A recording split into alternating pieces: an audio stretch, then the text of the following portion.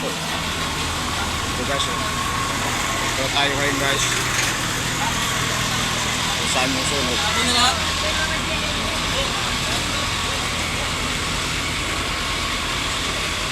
Saan yung nasunog, ma'am? Ayan ba? Ha? Record ng mall na to? Ah, damitan? Ah, sabi nila ng tangke ng gasol. Eh, di ba squatter yan dyan, di ba? Ayan, no guys. Nagsiliparan ng mga baga. Base naman dito sa napagtanungan ko, damitan daw ang nagmula guys, sa damitan. Akala ko sa gasol o kaya appliances, damitan daw. Kita niyo yan guys, oh. Nilipad yung mga yung mga baga saan nagaling yung sunog. So pupunta tayo rito ulit guys sa dulo.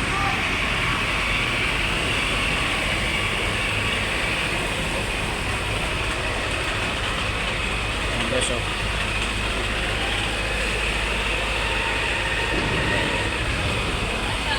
Tulad yung binabomba pa nila ng tubig guys.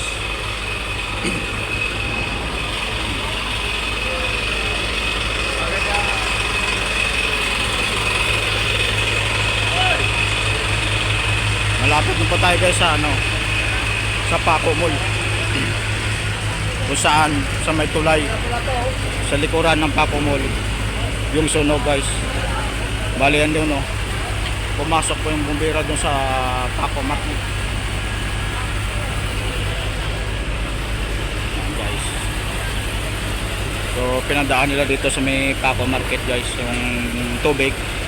Dahil hindi na makaliko dito sa dulo dahil sa kahaba ng guys. Sa haba ng pila ng bumbiro. Mula sa dulo hanggang dito, halos lahat ng mga department ng mga bombero guys nandito na lahat. So responde ho sila lahat dito kasi tindahan daw ito ng mga damitan guys yung nagmula ng sunog dito guys. Nagsasabog yung mga yung mga naabot na mga gasol guys, nadama yung tindahan ng gasol. Yan guys, tayo guys,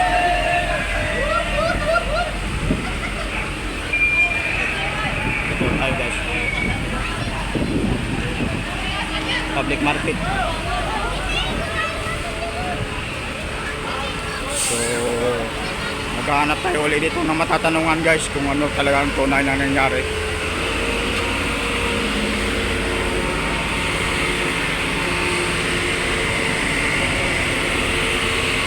Usok guys, oh.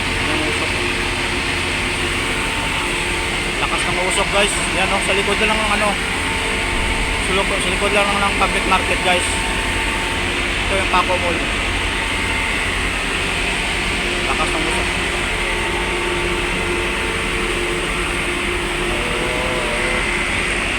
Nagkatakbuhan ng mga governors kasi kapagos kanila ang nangyari.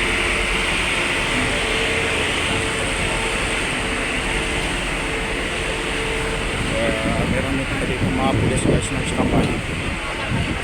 Yan, nasa nakarami guys.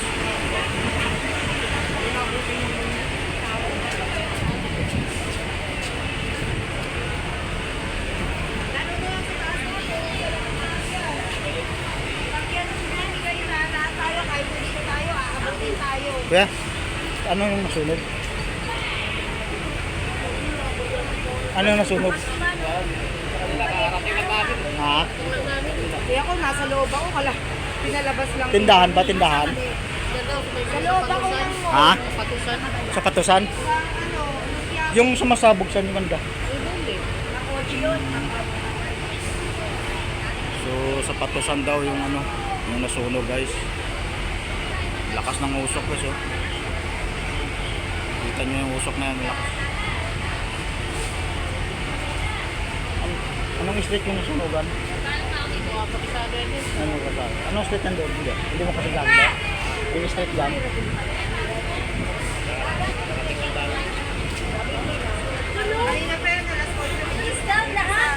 Jess. Tapos alas 8:40 pinalabas na kami kasi pinakalit. Alas 8:20. Anong oras dumating mo, bumbero? Alas 8 Jess din? Hindi. Alas 8:20. 20, mga 10 minutes pa yung Sana ako eh. nakalipas, no, na bago dumating yung bumbero, guys. Bali, Bigla na lang pinalabas kami sa iyo. alas 8 Jess nagsimula daw yung sunog. Oo, yung una ito. Alas 8:20 dumating yung mga ano, yung mga bumbero, guys. Yan, mas masabog, guys, yung ano, yung tindahan ng gasol, guys. Actually sa ang nasunog dito, guys, ano, tindahan ng mga sapatos. Ayan, guys. Base sa katanungan ko,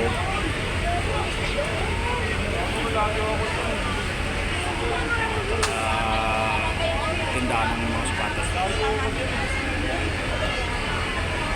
So nakakarami ang bumbero, guys. Ito po yung patrol ng pulis, Ermita. Dito na tayo, guys, sa pakarami ang bumbero, guys. Halos wala na madaanan yung tao sa dami ng bumbero, guys. Ayan, guys, yung mga tao ngayon na may-ari ng boarding house doon hindi makauwi dahil sa sunog. So guys, hanggang dito lang, guys, yung aking ano, guys, at magtatanong-tanong muna ako sa mga kapatid natin. Paki-subscribe na lang, guys, ng aking YouTube channel at paki-like and share. Maraming salamat po sa ating lahat at mag-ingat tayong lahat.